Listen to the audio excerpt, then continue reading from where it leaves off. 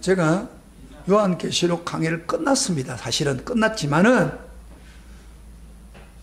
제가 말씀을 묵상하면서 아무리 끝냈지만은 계시록이 끝났다고 해서 뭐 다 이루어진 게 아니잖아요. 그 계시록에서 말씀하고 있는 그 구원, 새 하늘과 새 땅, 그 새 예루살렘에 확실히 들어가서 우리 육체가 부활해가지고 그 천국에서 영원한 삶을 누려야겠다. 그 누리는 게 굉장히 중요합니다. 에? 지금까지 계시록 잘 안 들어도 괜찮아요. 오늘 말씀에 그 계시록에서 말씀하신 그 천국에 꼭 들어가야겠다. 그래서 다시 이 말씀을 하는 겁니다. 여러분, 놀라운 구원이 완성돼야 우리 신앙의 목적이 이루어지는 겁니다. 여러분, 어떤 사람은 천국을 보고 믿고 있다가 중간에 믿음에서 탈락되거나 그 다음에 신앙이 변질되면 어떻게 해요? 이 영광스러운 천국에 들어갈 수 없습니다. 물론 믿지 않은 사람도 들어가지는 못하죠. 그런데 이 계시록 설교를 다 듣고도 이 계시록에서 말하는 새하늘, 새 땅, 새 예루살렘에 못 들어간다면 이것만큼 어리석은 사람 어디 있겠습니까? 잘 아세요? 네? 제가 선거를 소개했지만은 거기에 못 가면 아무 의미가 없는 겁니다. 그래서 오늘 저는 요한계시록 8개월을 꾸준히 연구하며 강의했습니다. 제가 이번에 요한계시록 강의할 때 여러분 저 유튜브에 가면 계시록 강의하는 사람 많아요. 그런데 저는 그 사람 못지않게 아주 정확하게 그 문장에 있는 그 난제를 다 풀어가지고 이렇게 강의를 했습니다. 그래서 제 그 유튜브로 여러분 보시면은 다른 설교와 비교해 보세요. 명확하게 말씀 계시록을 볼 수 있습니다. 근데 제가 연구를 해가지고 테스트를 해보니까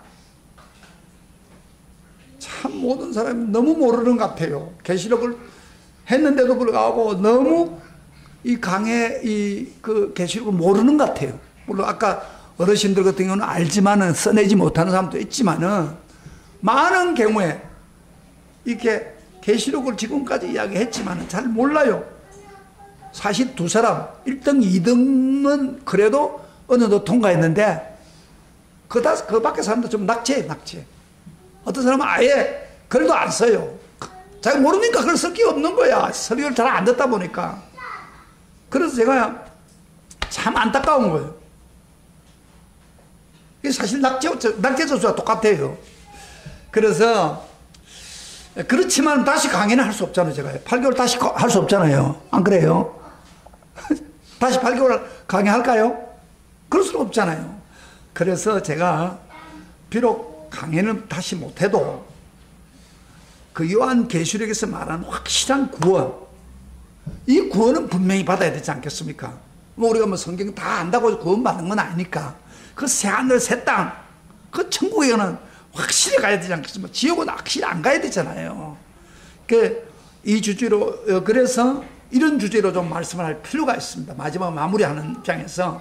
그래서 제목이 뭐라면 요한계시록에서 비춰본 확실한 구원, 요한계시록에서 비춰본 확실한 구원에 대해서 여러분에게 전해가지고 이 구원 확실히 받아서 정말 새하늘 새 땅에 100% 들어가기를 원하는 뜻에서 다시 한번 구원에 가는 것만 집중적으로 말씀드립니다.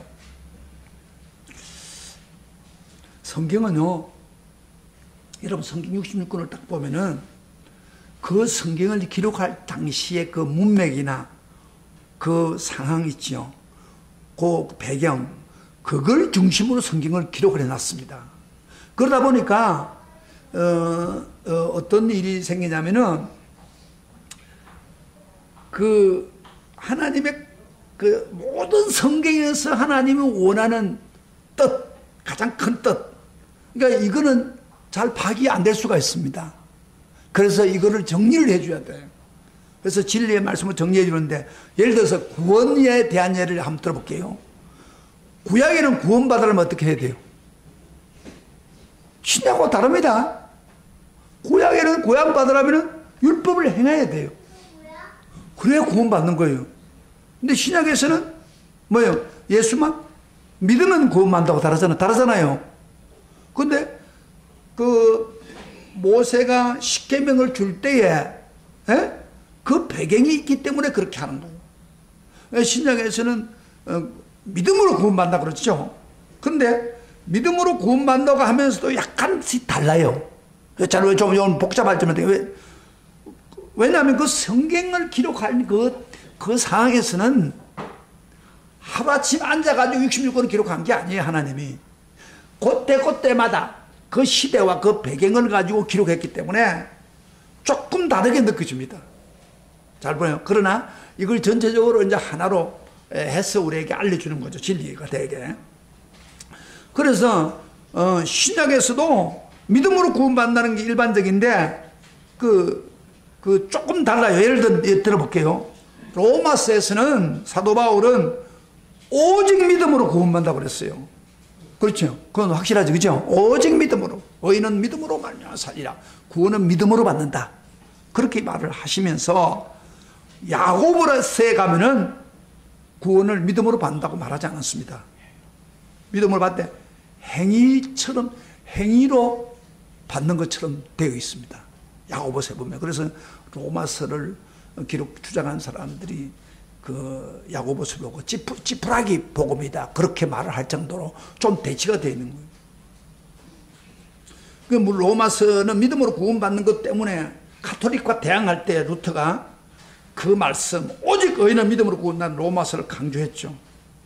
그러나 야고보서에는 그러면 왜 행위 같은 그런 게 많이 나오냐면은 구원은 믿음으로 구원은 받긴 받되 그거는 인정해요. 그러나 믿음의 행위가 따른 믿음이 바른 믿음이라는 겁니다. 행위가 따르지 않은 믿음은 뭐요? 죽은 믿음이라고 그래요. 그러니까 행위가 따라가는 믿음이 되야 된다 그런 이야기예요. 물론 이 성경에 믿음으로 구원받는 거와 그 다음에 행위가 따라가는 믿음을 가지고 믿어야 된다 하는 거고 그 뜻이 배치가 되는 건 아닙니다. 사실은 자세히 보면 배치가 되는 건 아닌데 그 배경에 따라서 그렇게 바꾸진 거예요. 그럼 왜 야고보가 이 말을 기록했느냐 하면은 그 당시에 성도들이 예수를 믿고 믿음으로 믿는다고 하면서 입으로 믿고 믿는데 행위가 엉망이 돼버린 거야. 믿는 사람 같이 안 해. 오늘날 교인들하고 비슷한 거예요. 잘 들어요? 구원에 대한 이야기 잘 들으라니까 역사적으로 좀 설명하고 있는 거예요. 여러분 지금 구원받은 거 다시 한번 확인해 볼 거단 말이에요. 근데 그 당시에 야고보가 기록할 때는 벌써 그 오랜 세월이 흘렀습니다. 올라가지고 성도들이 예수를 믿으면서도 오늘날처럼 그저 뭐 행동이 안 따라가는 거야. 그저 뭐 입으로 믿고 믿어서 내가 구원받았으니까 적당히 살고 이렇게 사는 사람들이 많았어요. 근데 야고보 보니까 그게 아니거든요. 그래서 야고보가 그렇게 믿는 사람들을 보면서 너희들이 믿는 믿음은 그렇게 믿으면 죽은 믿음이다. 산 믿음은 믿음의 행위가 따라가야 된다. 그거를 강조한 거예요. 그래서 사실 진짜 믿음은 뭐예요? 전체적으로 볼 때는 입으로 믿고 예수를 긍정해야 되지만 동시에 행위가 따른 믿음이 있어야 구원받는다. 그런 이야기입니다. 이제 그런 측면에서 볼 때 제가 그 일반적인 구원받는 그 방법과 신약에서 그냥 믿음으로 구원받는 그와 요한계시록을 가지고 요한계시록에서 구원받는가 조금 차이가 있습니다. 자, 굉장히 중요합니다. 배경을 가지고 하기 때문에. 그러면 요한계시록을 기록할 때 배경이 뭐예요?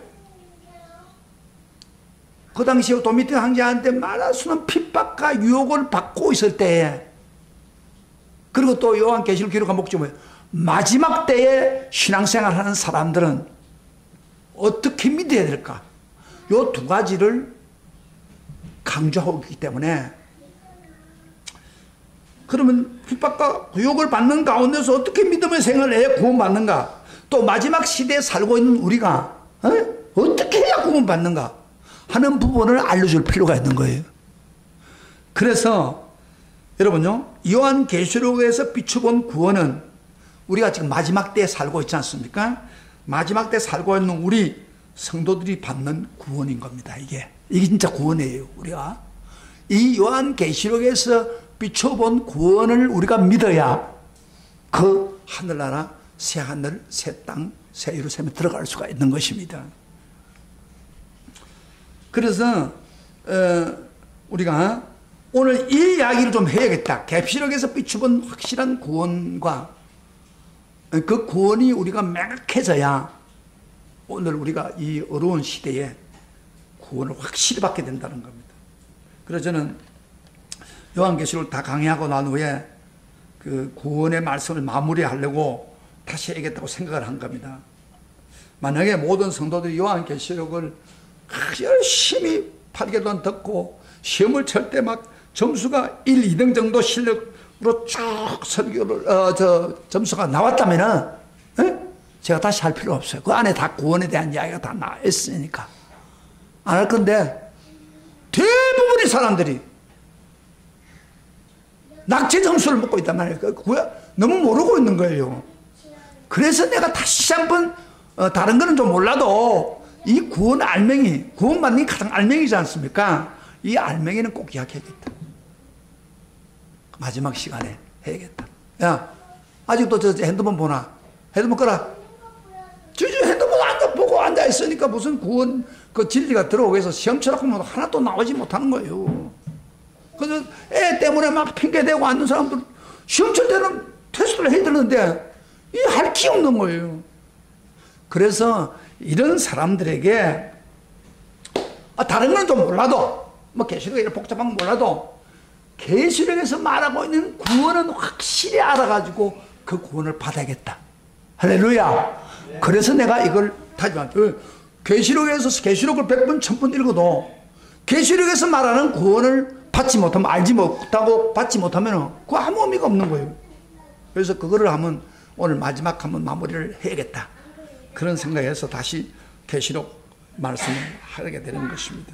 그래서 오늘 말씀 잘 드세요. 다른 거 지금까지 못 들어도 좋습니다. 오늘 말씀만 잘 들으면 여러분 평생 후회하지 않습니다. 그러나 오늘 말씀 내가 요약해서 계시록에 본 구원에 대한 확실함을 모르면 그 사람은 영원히 후회할 겁니다. 우리가 하늘나라에 갔을 때 거기에 천국에 와 있지 않을 겁니다. 이 요한계시록에서 비춰본 그 구원을 제대로 알아가지고 제대로 믿어야 된다. 굉장히 중요하죠. 지금까지 좀 농띠 피워도 괜찮아요. 뭐 지나간 거니까 상급 안 받으면 끝나는 거예요. 그러나 오늘 설교 못 들으면은 오늘 설교 못 들으면 가슴을 치며 온다. 만약에 하나님이 이렇게 계시록 시험 테스트 하는 것처럼 테스트 돼가지고 몇 점 정도가 돼야 구원받는다고 했다면 아마 우리 정은교 교인들 구원받아서 한 사람도 없을 거예요. 거의 몇 사람 없을 거예요. 근데 그건 아니지만은 그러나 제가 오늘 말씀을 드리는 이 말씀을 잘 들으면은 그동안 좀 못 들은 거 다 만회가 된다 이 말이에요. 무슨 말 알겠어요? 구원을 받으면 되는 거니까. 할렐루야. 계속해 비추면 이 마지막 때 구원을 받아요. 자, 그러면은 제가 오늘 본론적으로 이야기할 때 핍박과 유혹 가운데 있는 사람이 어떻게 확실한 구원을 받고 오늘 마지막 때 어떻게 구원 받는가 하고 그다음에 일반적으로 우리가 구원 받는가 하고는 좀 비교를 해가면서 말씀을 좀 전하겠습니다. 그래야 좀 더 전달을 하는데. 자, 그러면 먼저 일반적으로 우리가 믿고 구원 받는 건 어떤 거예요? 자, 여러분 구원 받았습니까? 구원 받았다면 아멘 해보세요. 확인해 보세요. 구원 받았다면 손 들어보세요. 구원 받았습니까?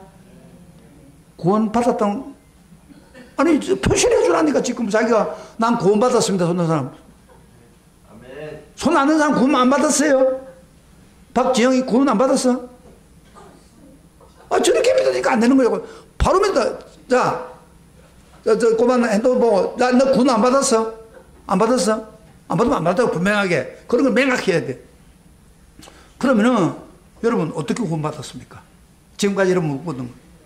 율법대로 살았습니까? 그래서 구원 받았습니까? 아니죠. 그럼 뭘 했어요? 믿음으로 구원 받았죠. 일반적인 구원을 지명합니다. 받았죠. 그걸 뭘 믿었습니까? 뭘 믿었어요? 예수님을 나의 구세주로 영접하고 믿었죠. 언제 구원 받았죠?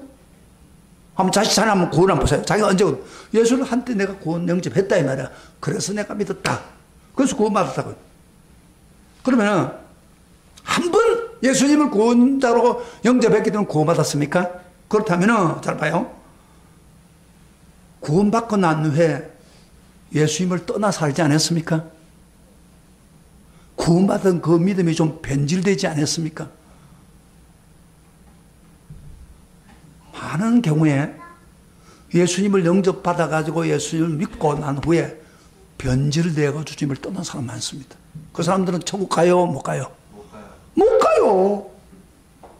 못 갑니다. 그 사람은 천국 절대 갈 수 없습니다. 그러니까 지금 내 믿음이 처음에 예수님을 나의 구주로 믿는 그때 그 믿음이 그대로냐 이 말이야. 변질된 게 아니냐, 세소가 된 거 아니냐, 이걸 한번 따져봐야 됩니다. 그래서 제가 요한계시록에 비춰본 구원을 확실하게 다시 한번 다짐해주고, 그래서 알아가 진짜 새하늘 새 땅 들어가야겠는데, 오늘 그러면 요한계시록에 비춰본 확실한 구원은 어떤 신앙입니까? 오늘 여기 요한계시록 14장에 있는 내용을 잠깐 봐요. 14장에서는 우리가 봤지만은 몇 명이 있어서요. 시온산에도 천국을 말합니다. 어린 양이 내가 보니 어린 양과 더불어 뭐요? 함께 14만 4천 명이 섰다고 했죠. 제가 시험 문제를 냈죠. 14만 4천 명이 어떤 사람이냐고 물었죠. 그거 뭐요? 구약과 신약에서 통틀어서 구원받는 모든 사람을 일컫는다. 그렇게 이야기했어요. 거기 점수가 맞는 거예요. 근데 이제 또 점수 틀린 사람도 있어요. 그래서 그 14만 4천 명은 구원받는 사람인데, 근데 이 사람들이 뭐야?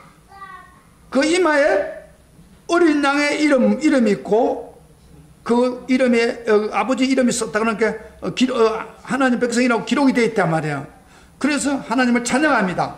물소리 같은 큰 우레소리 같은 검문고 타는 사람들 검문고를 타면서 찬양하는데 새 노래를 부른다고. 3절에 보면 그들이 보좌 앞과 내 생물과 장로들 앞에서 새 노래를 부르니. 여러분, 새 노래는 뭐예요? 여러분, 새 노래가 뭐예요? 어떤 사람이 새 노래 부른 거예요? 에? 구원받는 사람이 부르는 노래가 새 노래예요. 그거 아마 새로 만드는 게 아니고 구원받는 사람이 받는 새 노래를 합창하면서 막 부른 거예요. 그게 오늘 본문 나와요. 그러니까 여기는 뭐예요? 실제적으로 천국에 시온산에 가서, 천국 시온산이죠. 시온산에 가서 14만 명으로서 14만 4천 명 속에 속해가지고 예수님과 더불어 찬양한다. 구원받은 사람이에요? 아니에요? 에? 확실히 받은 사람이에요. 그런데 이 구원받는 사람의 자격이 뭐예요? 여기 중요합니다. 자격이. 3절 한번 읽어봅시다. 어떤 사람이 말합니다. 3절 다시 보다 시작. 그들이 보좌 앞과 내 생물과 장로의 새 노래를 부르니, 그 다음에 땅에서 속량함을 받은 14만 4천 밖에 능히 이 노래를 부른다. 이게 속량함을 받는다는 게 동그라미 치세요. 여기에 구원받는 첫 비결입니다. 여러분, 속량함을 받다. 지금 계시록에 비춰본 구원을 합니다. 속량받는 14만이다. 그렇죠? 그 사람이 새 노래 부른다. 그 다음에 4절에도 반복해서 말합니다. 시작. 이 사람들 여자와 더불어 더럽히지 아니하고 순결한 자라. 어린 양이 어디로 인도하든지 따라가며 싸며 사랑 가운데 속량함을 받아. 속량함을 받아 처음 익은 열매로 하나님 끓인 속한 자다. 그러니까 속량함을 받았다는 것을 두 번 반복하고 있죠. 에? 제가 그 구원받은 사람들이 하는 그 행동 뭐 4가지 이야기인데 이게 다 포함되어 있어요. 그런데 어쨌든 행동보다도 구원받는 사람을 한마디로 말해 속량함을 받는 사람이다, 그렇게 말합니다. 그러니까 구원은, 따라서 구원은 속량받는 사람이다. 예, 이게 성경이 이야기하는 거예요. 구원은 속량함을 받아. 속량함을 받았다는 무슨 모양입니까? 제가 좀 설명해야겠어요. 영어로 보니까 제가 읽어본 3절에 redeemer라고 그래요. redeemer. 그 다음에 4절에는 purchased, 사다, 그런 뜻이요. 그러면 청산하다, redeemer은 청산하다, 교환하다는 뜻입니다. 교환한다. 그 다음에 4절에는 purchase, 사다, 그런 의미인데, 무슨 말이냐면 예수님이 우리 모든 사람의 죄를 위해서 자기의 보혈을 흘림으로 피를 지불하고, 자기 피를 지불하고 우리 멸망받을 사람을 대신 사셨다고 말이에요. 멸망받을 우리를 셋이 샀다고 말이에요. 지옥에 갈 지옥에 가는 우리와 예수 그리스도의 보혈의 피와 교환했다는 거예요. 아까 교환했다는 이름은 교환했다는 말입니다. 그래서 우리가 천국에 들어갈 수가 있었다, 그런 이야기예요. 그러니까 14만 4천 명은 한마디로 말하면 속량함을 받은 사람이다, 그렇게 말합니다. 여러분 7장에도 보면요, 7장을 잠깐 봐요. 7장에도 구원에 대한 이야기죠. 구원받는 14만 4천 명을 인치는데, 자 봤어요. 확실히 보세요. 구원이 뭐 어떻게 이루어지는 거면 17장에도 요한 계시록에서 17장에도 이렇게 말합니다. 인을 치고 난 후에 그 무리들이 흰 옷을 입고 나오니까 장로 중에 하나가 물었어요. 이 사람들이 누구냐고. 나 잘 모르겠다고 그러니까 장로가 대답하는데 7절 14절 봅시다. 시작. 7장 14절 시작. 그가 나에게 이르되 이는 큰 환란에서 나오는 자들인데, 그러면 어린 양의 피에 그 옷을 씻어 희귀한 자라야. 어린 양의 피에 그 옷을 씻겠다. 그 무슨 말입니까? 결국에는 아까 이야기한 것처럼 속량을 받았단 말이에요. 예수님의 피로 깨끗함을 받은 사람이다, 그런 이야기예요. 구원받는 사람은 가장 중요한 게 뭐예요? 예수 그리스도의 피를 가지고 우리 죄와 바꿔버린 거예요.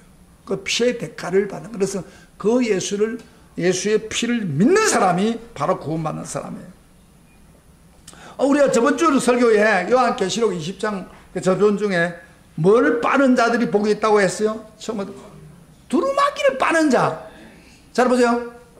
두루마기를 빠는 자들이 천국에 간다고 했어요. 두루마기 뭐라고 했어요? 예수님의 보혈을 통해서 내 죄가 용서받고, 그 다음에 또 뭐예요? 그 용서받고, 그 다음에 매일 죄를 지으면 십자가에서 빠는 거예요. 예수의 피를 바라보고 구원받는 사람. 그래서요, 지금까지는 뭐예요? 구원받는 가장 중요한 것은 속량함을 받았다. 예수님의 피로서 씻음 받는 사람이다. 그리고 우리가 지금 요한계시록에 보면 이런 이야기 했잖아요. 그 백보자 딱 앞에 섰을 때, 제가 여기 백보자 섰을 때 자기 행위를 다 기록했다고 그랬죠. 녹화해놨다고 그랬죠. 자기 행위로. 에? 자기 행위로. 왜 저 안을 들어가 나오라고. 행위를 기록했는데 그 기록, 행위대로 사람이 심판받는다고 하는데, 근데 어떤 사람이 면제받는다고요? 어떤 사람이 면제받는다고? 했잖아요. 잘 까먹어요. 어떤 책에 기록된 사람? 생명책에 기록된 사람이라고 했잖아요. 생명책에 기록된 사람은 죄에 드는 거예요. 아무리 죄를 지어도 면제되고. 근데 생명책에 기록된 책이 어린 양 생명책에 기록된 책을 21장에서는 뭐라고 해서 그걸 어린 양 생명책이라고 했어요. 21장 27절에 보면은 이렇게 오직 어린 양의 생명에 기록된 자만이 들어가리라. 그러니까 그러면 어린 양의 생명책이라고 해서 어린 양 생명책인데, 어린 양이 생명책에 누가 기록합니까? 우리 이름을. 에? 누가 기록합니까? 뭘 보고 기록합니까? 여러분 생명책에 여러분 이름 기록되어 있습니까? 확실하게? 에? 검사님 확실히 기록되어 있어요? 에? 김원모 교수님 진짜 생명책에 이름이 기록되어 있습니까? 이게 좀 애매하지요. 생명책에 기록되어 있는 사람 손 보세요. 봤어요? 가봤어요? 확인했어요? 예수님이 기록하는 거 생명책. 여러분 이름 생명책 이름에 기록되기를 원합니다. 그러나 어떤 사람 생명책 기록되는 거예요? 인물이 잘 생긴 사람 생명책 기록합니까? 아니면 돈 많이 있는 사람은 생명책 기록합니까? 공부 잘하는 사람이 생명책 기록합니까? 그럼 예수님 생명책에, 어린 양 생명책에 예수님이 있으니까 예수님이 어린 양 생명책에 어떤 사람을 기록할까요? 바로 예수님의 피를 믿고 보혈을 믿고 그분이 나를 대신해 십자가에 죽었다는 것을 믿고 하나님 앞에 나아가는 사람, 그 사람의 이름을 생명책에 기록하는 거예요. 할렐루야. 네. 여러분 생명책 아무도 기록한 게 아니에요. 생명책 기록돼야 죄가 심판했는데 어떤 사람? 바로 속량을 받아서 예수님의 십자가 없이는 살 수 없습니다. 그렇게 하는 사람에게 생명책 기록하는 거예요. 요한계시록에서 우리에게 구원의 길을 이야기하는 거예요. 그러니까 구원을 받는데 제일 중요한 건 예수님의 보혈, 십자가 없이는 구원받을 길이 없다는 겁니다. 속량함을 받은 사람입니다. 자, 그러면은 속량을 받는데 이거는 여러분들은 뭐 계시록에 주로 강조되어 있지만은 일반 서신서나 다른 성경에도 기록되어 있죠. 기록되어 있습니다. 공통적인 겁니다. 이거는 사실은 계시록만 따로 있는 건 아니에요. 그래서 어쨌든 계시록이든 일반 성경에서 예수님의 십자가가 아니면 구원받을 길이 없습니다. 이 십자가를 믿으시기를 축복합니다. 나의 구세주로 믿으시기를 바랍니다. 속량 받기를 바랍니다. 그런 사람은 반드시 이름을 생명책 기록한다. 그래야 생명책 기록해야 내가 지었던 죄가 다 용서받는 거예요. 생명책 기록되지 않으면 그 행위대로 심판받습니다. 그 다음에 두 번째로, 여기 두 번째가 중요합니다. 이건 사실 생명책 기록된 것은 요한계시록도 있지만 다른 책에도 있다 이 말이야. 그렇지만은 두 번째는 요한계시록만 강조되는 말씀입니다. 두 번째로 구원받는 사람은 따라합시다. 끝까지 이기는 자. 이기는 자가 구원받는다고 합니다. 이기는 자가. 요한계시록에서 구원받는 것을 굉장히 요한계시록에서 강조하는 말입니다. 이기는 자. 따라합시다. 이기는 자. 이기는 자가 구원받는다. 여러분, 이긴다는 무슨 말이에요? 좀 설명하면, 여러분, 계시록 13장에 보면 땅에서 오는 짐승이 있고 바다에서 오는 짐승, 적그리 시도와 거짓 선지자들이 막 그 유혹을 해가지고 뭐 손이나 이마에 표를 받게 한다고 그랬죠. 그래서 이 표 없으면 매매 못하게 만다고 했죠. 네? 그런데 그 유혹을 받을 때 666 짐승의 수를 받아야 이렇게 매매를 할 수가 있는 거예요. 상업을 할 수 있는 거예요. 그때 성도들이 타협해버리면은 660을 받아버리면 천국에 절대 들어갈 수가 없다는 겁니다. 그걸 이겨야 된다는 겁니다. 그러니까 천국에 가는 사람은 그 사탄이 유혹하고 있는 그 핍박이나 유혹을 거부하고 심지어 생명을 던져가면서도 거부해야만이 그렇게 믿어야 구원받는다는 거예요. 신앙을 타협하면 구원받을 수 없습니다. 이게 요한계시록에서 강조하고 있는 이야기. 보세요. 우리가 15장, 14장 봤죠? 14장에도 그렇게 있지만은 15장을 잠깐 봐봐요. 그것도 구원받는 사람들이 유리바다에 선 내용이 나와요. 근데 유리바다 15장 2절 봅시다. 15장 2절 같이 읽어봅시다. 자, 같이 읽어보죠. 시작. 또 내가 보니 불이 섞인 유리바다 같은 것이 있고, 그 이제 섰단 말이에요. 성도들이 찬양하고 있는 거예요. 짐승과 그 다음에 그의 우상과 그 이름의 수를 이기고 벗어난 자들이 유리바다가에 서서 하나님 검과를 가지고 하나님 종 모세의 노래, 어린 양의 노래를 불렀다. 그랬죠? 그러니까 그 15장에서는 어떤 사람, 우상과 짐승에게 그 이름의 수 666을 이기고 벗어난 자, 유혹에 안 빠진 사람, 이 사람들이 구원받는다. 그렇게 말합니다. 그러니까 두 번째 이 굉장히 중요합니다. 많은 경우에 일반적으로 예수를 믿으면서도 우리가 세상에 살면서 마귀가 유혹할 때, 세상의 물질이나 그걸 유혹할 때 넘어져 버린단 말이에요. 타협해버려요. 짐승 표를 받는 거야. 그런 사람은 구원 못 받는다 이 말이에요. 그 변질된 거, 요한계시록에도 엉키게 말해요. 이기는 자가 천국 간다. 유리바다에 가. 유리바다는 천국에 갈 수 있는 거예요. 여기서 이제 문제가 생기는 거예요. 일반 요새 교인들이 구원받다고 하면서 실질적으로 타협하는 사람이 많아요. 그 사람 구원 못 받아요. 자, 그런데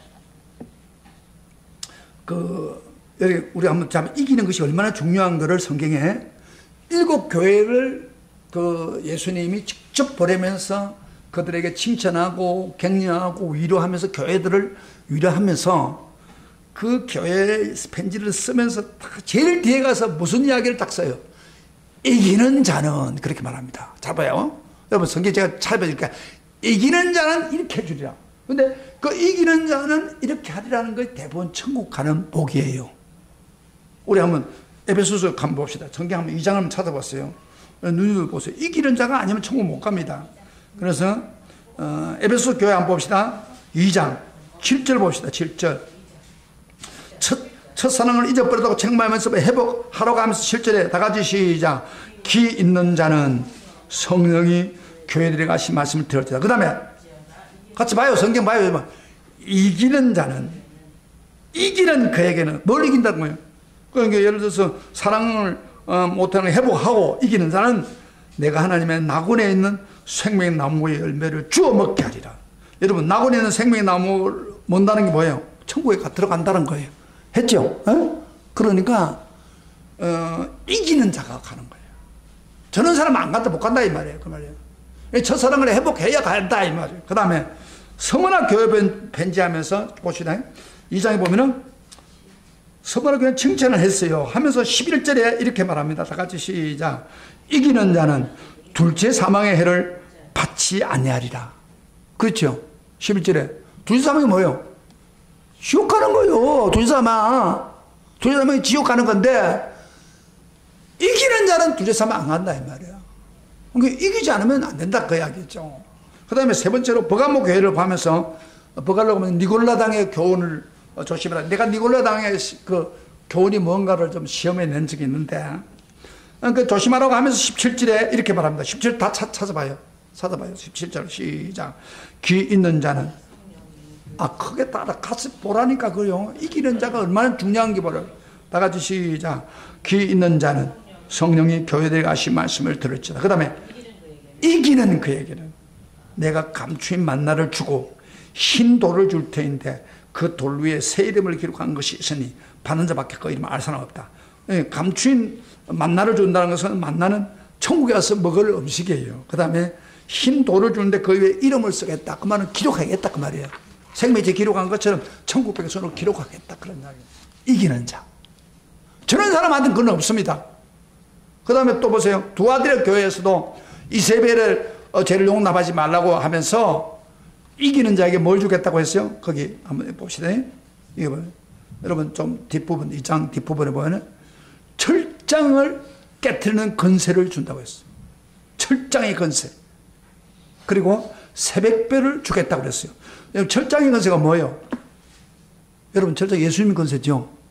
그런데 예수님 건세 누구한테 주겠다고요? 구원받아가지고 예수님과 더러 왕노를 할 때 철장 건세를 가지고 다스릴 수 있는 능력을 주겠다 그런 이야기예요. 그 다음에 새벽별은 바로 예수님이에요. 예수님 자신을 주겠다 그러면 천국 백성이 되겠다 그런 이야기예요.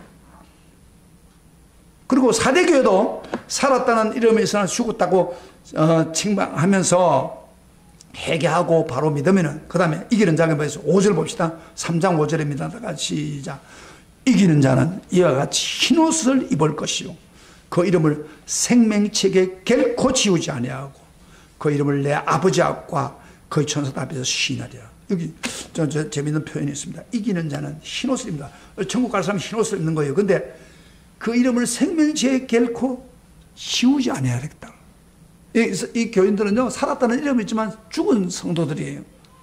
근데 빨리 돌이키면은 생명책에 지우지 않겠다. 여러분요 여기서 우리가 볼 때는 생명책에 이름이 기록되어 있어도 예수님의 보혈을 믿어도 지울 수도 있다는 거예요. 그게 굉장히 중요합니다. 그런데 살아있는 것으로 돌아오면은 지우지 않겠다 그런 이야기예요. 그러니까 한때 내가 예수 믿었어. 예수님을 구체적으로 나의 주님을 뜨겁게 믿었어. 보혈을 믿어서 기록되어 있는데 내가 죽은 자처럼 이름만 예수 믿고 죽은 사람처럼 믿으면 지워버리겠다. 생명책 이름을. 생각해봐요. 여러분 생명책의 이름이 지워지면 끝나잖아요.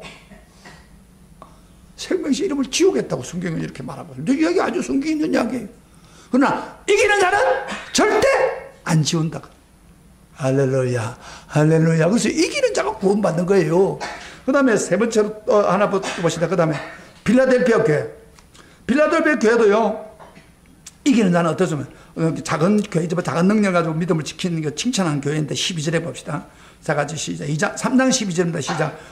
이기는 자는 내 하나님의 성전에 기둥이 되게 하리니 그가 결코 다시 나가지 않냐리라. 내가 하나님의 이름과 하나님의 성 곧 하늘에서 내 하나님께로 내려오는 새 예루살렘 이름과 나의 새 이름을 그 위에 기록하리라. 성전의 기둥이 되겠다는 거예요. 그 말은 그 새 예루살렘 성전에 가장 중요하게 이런 기둥 같은 사람으로 삼겠다 그런 이야기고, 새 예루살렘 이름과 나의 이름을 기록한다 말은 새 예루살렘에다가 내 이름을 기록하겠다. 그것도 꼭 들어가게 하겠다 그런 이야기. 이기는 자. 자 보세요. 이기는 자에게 천국의 축복을 주는 거예요. 그 다음 또 라오디아 교회도 한번 봐요. 라오디아 교회 마지막 라오디아 21절입니다. 3장 21절. 라오디아 교회 보고 막 미지근하다고 막 책망했잖아요. 그러면서 회개하라고 해놓고 이렇게 했습니다. 이기는 다 같이 시작. 21절 시작. 이기는 그에게는 내가 내 보좌에 함께 앉게 하여 주기를, 내가 이기고 아버지 보좌에 함께 앉는 것 같이 하리라. 그러니까 이기는 자는 예수님같이 보좌에서 앉아가지고 다스리고 그냥 아버지 보좌에 같이 가서 다스림 받겠다 그런 이야기예요. 무슨 말이냐면 천국을 충분히 주고 이 건세를 주겠다 그런 이야기예요. 그러니까요, 지금까지 7교회 약속을 하면서 책망도 하지만 뭐요? 반드시 이기는 자는 내가 천국을 보내주겠다. 반드시 생명과일을 먹게 하겠다. 이기는 자는 예수님같이 보좌에 같이 앉고 그리고 철장에 건설해 주고, 이기는 자는 반드시 천국 가겠다. 계속해서 계시록에서 강조되고 있는 게 무슨 말이에요? 이기는 자가 구원받는다. 오늘 설교 잘 드세요. 그러면 반대로 뭐요? 잘 봐요. 저를 봐요. 아주 중요한 설교를 지금 안 듣는. 그러면 여러분 예를 들어 교회를 열심히 다녔다. 한때 예수 믿었다. 근데 교회 봉사도 많이 했다. 헌금도 많이 했다. 그런데 지금은 이기지 못하면 어떻게 됩니까? 천국 못 가는 거예요. 세상에 타협해버리고 유혹에 빠지고 핍박에 넘어져 버리면 절대 천국 못 가요. 요한계시록에서 말하는 천국입니다. 이게 마지막 때 구원이에요. 그러니까 내가 조심하지 않으면 안 되겠죠. 그래 안 그래요. 신앙에 이겨야 되잖아요. 승리자가 돼야 되잖아요. 성경이 명확하게 이야기합니다. 그러니까 제가 좀 그 신앙생활을 해보면서 많은 사람 보니까 많은 분들이 한때는 잘 믿었어요. 근데 지금은 완전히 그리스도를 떠났고 변질되고 그런 분이 너무 많아요. 그런 사람은 구원 못 받습니다. 이기지 않았기 때문에. 실패자.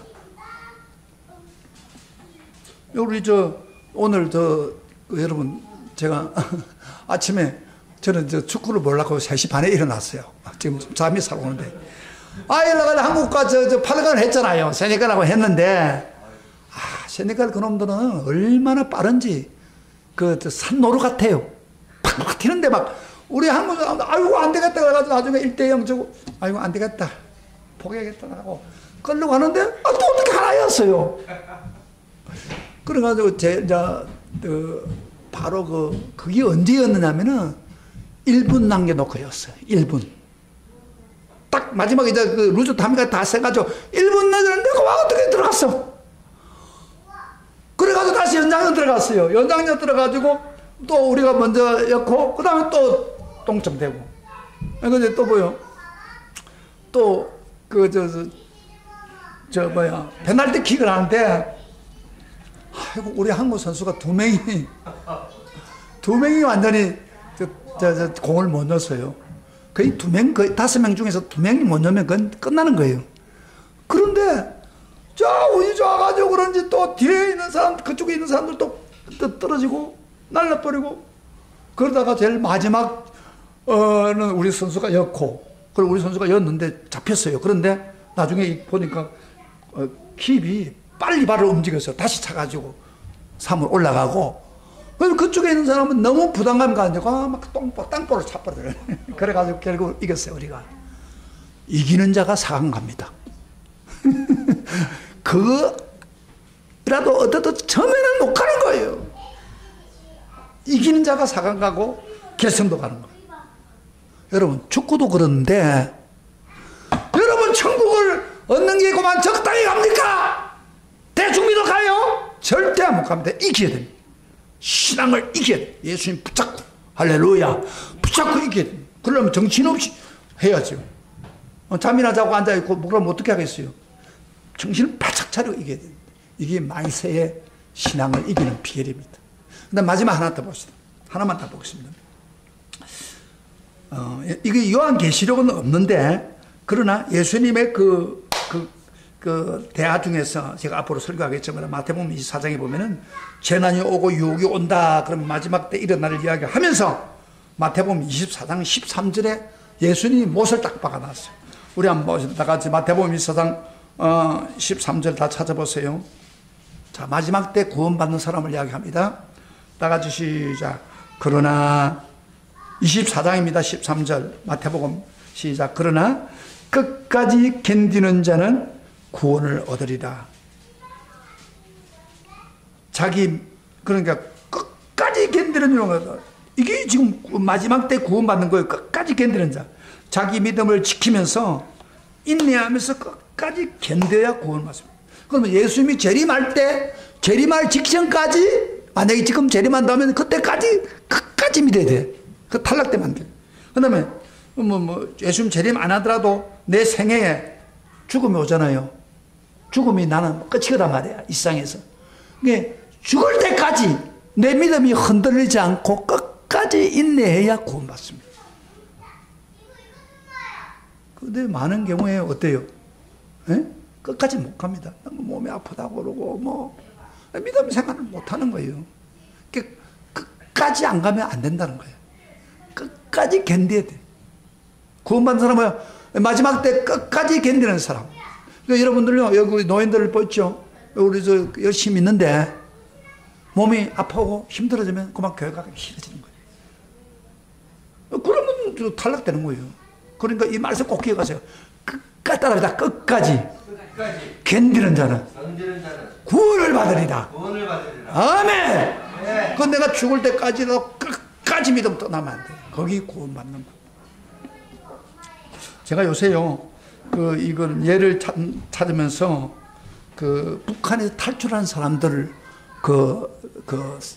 유튜브를 보는데 너무 감동이 돼요. 저는 북한에서 탈출할 때 그 하나님 역사하는 걸 보면 너무 감동이 돼요. 유튜브에 다 나와요. 근데 제가 어떤 거 하나 소개하느냐면은, 최근에 북한에 탈출한 사람 중에서 할머니 믿음을 지하교회에서 믿던 그 믿음을 그대로 유지하다가 한국에 와서 그 탈북교회를 개척한 뉴코리아 교회 김은진 사모의 감정을 들읍니다. 그래서 여러분들 유튜브에 들어가서 한번 들어보세요. 새롭게 나왔는데, CBS 새롭게 나왔는데, 그분들 이야기 들어보니까 이렇더라고요. 한국에 복음이 북한에 들어갔잖아요. 북한 난 지하교회가 중요한지 몰랐는데 지하교회에 들어갔는데, 그 지하교회 성도들이 김일성이 들어오니까 전부 교회를 박살시키고 사람을 잡아가잖아요. 그러니까 그때 믿던 자기 정조 할아버지, 정조 할머니가 믿다가 자기 할머니한테 복음을 전한 거예요. 그 할머니가 예수를 믿었어요. 근데 할머니가 믿으면서 공산주의라니까 교회를 할 수 없으니까 옛날에 믿던 사람들이, 멀리 떨어져 있던 사람들이 휴일 되면은 이 사람 집으로 오는 거예요. 예. 그 자기 아버지 집에 와서, 그래서 그들이 예배를 드리는데 방에 가서 찬송가도 제대로 크게 부르고 조용히 부르고, 말씀도 없는데, 말씀은 할머니가 한문으로 된 성경이 있는데 그걸 뺏겨줘요. 이렇게 해가지고 오는 사람한테 손을 가지고 뺏겨가지고 보게 만들고, 이런 식으로 해가지고 조용히 예배드립니다. 실제로 그랬답니다. 거기 그 사람 그 간증해 보면은 자기 할머니가 하고, 자기는 아주 어렸기 때문에 밖에 놀면서 혹시 사람이 오면은 안 되니까 알려주고 그런 역할을 했다는 거예요. 그래서 지하교회에서 한 5명, 한 10명 그 사이가 주일날 교회 와서, 이 집에 와가지고 지하 예배를 들었단 말이야. 예, 갔으면 좋겠는데, 깜짝스럽게 그 보위부가 그걸 알고 쳐들어간 거예요. 와가지고 아버지 잡아가고 성경 빼앗아가고, 그게 충격이 돼가지고 할머니가 죽고, 그렇게 잘 믿는 사람이, 그리고 고모까지 죽고, 그리고 자기 가족들은요, 예수 믿는 가정에 내가 집이 컸는데 퇴출돼가지고 저 산골에 조그마한 집방 하나에 들어가서 살 수밖에 없는 상황까지 간 거예요. 예수 믿다가. 그런데 그때는 그곳에 가서도 계속해서 예배 드리고 그랬답니다. 예배 드렸는데 어느 날 10년 후에 이제 살기 힘들고 가서 그 산에 가서 이제 곡식을 이렇게 재배하고 먹고 사는데 전화가 와서 어떤 사람이 와가지고 전화 받으라고. 근데 전화를 받는데 처음에는 자기들을 혹시 보위부가 의도적으로 이렇게 생각 안 바꿨나 하는가 생각 들어와서 말 안 하고 있는데 전화가 왔는데 전화 받아보라 그러면서 중국에서 전화가 온 거예요. 근데 중국 그 목사님은 전에 자기 교회에서 가정에서 예배 드릴 때 한 번씩 왔다 갔다 한 사람인데 소식을 듣고 가정이 엉망이 돼버리는 소식을 듣고 그 집 식구들을 중국으로 보내가지고 한국으로 가게 만들어야겠다 해가지고 전화를 하면서 하고 난 후에 너가 한국으로 나와라, 중국으로 나와라. 그래가지고 엄마한테 허락을 받고 엄마는 나이가 많으니까 나 뚫고 자기 혼자서 나온 거야. 나와가지고 한국에 나와서 그 다음에 이제 나와가지고 한국에 있다가 한국 남자 사랑교회 본목사인가 그 사람하고 결혼을 해가지고 마침 그 탈북자들이 스스로 모여가지고 예배를 드리고 있는 거예요 지금요. 그래서 뉴 코리아 교회. 근데 이 사람 이야기가 자기 할머니가 이랬답니다. 평소 때 그 북한의 그 핍박을 받으면서 이 세상은 마지막이 아니다. 이 세상보다 더 좋은 천국이 있다. 이 세상은 잠깐 있다 간다. 핍박 견디도 견디라. 이렇게 계속 이야기했기 때문에 자기들도 그 말을 듣다 보니까 뭐 좀 지금 현재 북한에 고생하고 먹기 힘들어도 예수만 믿으면 더 좋은 세계가 있다. 이걸 믿고 계속해서 믿음 생활을 하다가 그 어떤 하나님의 은혜로 중국에 갔다가 이렇게 한국으로 와가지고 지금 그들이 뉴코리안 교회를 개척해가지고 지금 통일이 되면은 그들을 통해서 북한에 가서 복음을 전하겠다는 거예요. 그런데요, 놀라운 사실은 한국에 북한 중심으로 된 북한 탈북을 중심으로 한 50개 교회가 된답니다. 근데 많이 믿는데 이분들이 대부분이 뭐냐면은 북한을 자기들이 복음하겠다. 그래서 기도하고. 그래서 하나님이 지금 우리가 남북 통일을 하기 전에 그 감옥에서 나오는 하면서 그들이 탈북하는 과정에서 하나님이 개입을 해가지고 다 믿게 하는 거예요. 그래서 너무 감동적. 여러분요, 감동적인 설교보다도 그 간증을 들으면 너무 좋아요. 그래서 유튜브에 보면은 여러 사람이 나와요. 한번 쭉 시간이 있으면 들어봐요. 그들이 어떻게 이어나가서 신앙을 갖게 되고 전혀 하나님 모르는 사람도 하나님 역사해가지고 믿게 되는 그런 것들이 쭉 기록이 됐어요. 그래서 이분들도요, 끝까지 견딘 거예요. 끝까지 믿음으로 견디는 그런 사람이 구원받습니다. 할렐루야. 오늘 우리는 이 말씀 꼭 기억하면서 자, 구원받은 사람, 계시록에서 비춰본 구원 뭐예요? 첫째 뭐예요? 송영받고 예수님 피를 의지해야 된다. 구원은 뭐 어디에나 이게 필요하고 그 다음에 이겨야 됩니다. 타협하면 안 됩니다. 유혹에서 이기고 짐승의 수를 붙잡으면 안 돼요. 꼭 붙어. 그리고 끝까지 견디라. 내 생명 끝날 때까지 믿음 흔들려. 그 사람이 새하늘과 새 땅, 새 예루살렘에 가는 것입니다. 할렐루야, 할렐루야. 대충 믿으면 안 됩니다. 타협하면 절대 천국 못 갑니다. 꼭 기억하시고 이 말씀을 여러분 마음에 꼭 가지고 있다가 여러분이 승리하는 성도가 되기를 주의 이름으로 축원합니다. 축원합니다. 자, 우리 다 같이 일어나서 찬양을 하고